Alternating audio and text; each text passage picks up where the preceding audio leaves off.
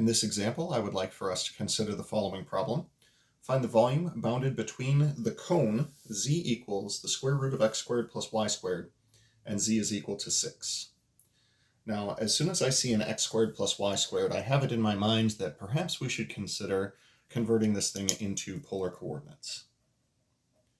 So in polar coordinates, the square root of x squared plus y squared would be the same as saying the square root of r squared. Now, it's always possible for us to define r in a positive fashion, which is why we're not going to need to worry about a plus or minus, nor was there a plus or minus indicated, letting us know that we're dealing with just the top side of this cone. Additionally, we also have z is equal to 6. So with those things in mind, if we were to consider the RZ trace, once again, r can be defined in such a way where it's always positive. Z equals r would be simply a line. Now, if I were to take this line and rotate it about the z-axis, I would get exactly the cone in question. Z equals 6 would simply be a horizontal line starting at z equals 6 and going off this way. If I were to rotate this line about the z-axis, this would sweep out the plane z equals 6. So here we have our region in question. If I were to take this and sweep it about the z-axis, I would be sweeping out a solid cone. We're going to be calculating the volume of said cone. Now, with that in mind, we also need to figure out the region of our integration. Region of integration. That region of integration is going to be the intersection of these two curves, or more specifically, we could say these two curves as well. So that would be simply r is equal to 6. In the xy plane, this would be a circular region, radius of 6.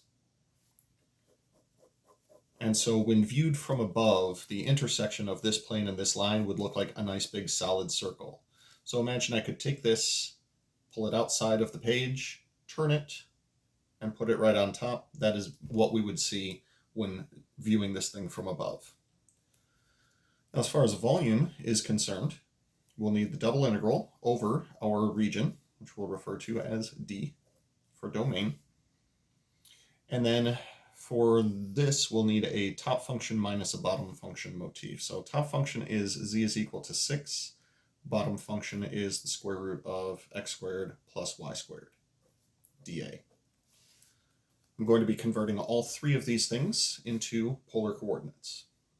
So for the region D, we need one full trip around the unit circle, letting us know that theta is going to go from 0 to 2 pi.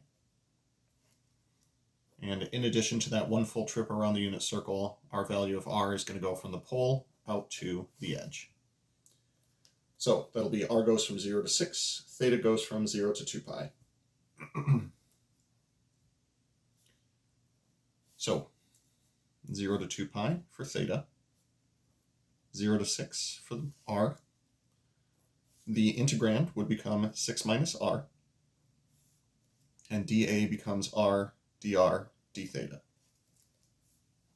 So all three of those things need to be converted before you consider actually taking the integral. Once again, we are able to make use of Fubini's shortcut, as we can split this into an r portion and a theta portion.